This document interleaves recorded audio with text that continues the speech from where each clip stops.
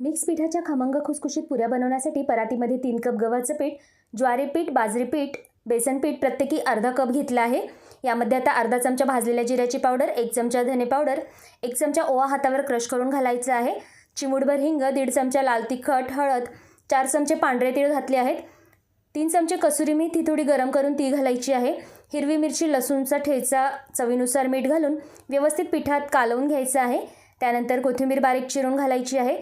6 चमचे तेल कडकडीत गरम करून त्याचं मोहन पिठात घालायचं आहे. आता लागेल तसं पाणी घालून याचा आपल्याला पुऱ्यांच्या पिठासारखा घट्ट गोळा मळून घ्यायचा आहे. 5 मिनिटं पीठ आपण रेस्ट करायला ठेवलं होतं. त्यानंतर याच्या मध्यम जाडीच्या पुऱ्या आपल्याला लाटून घ्यायच्या आहेत. इकडे आपलं तेल गरम झालेलं आहे.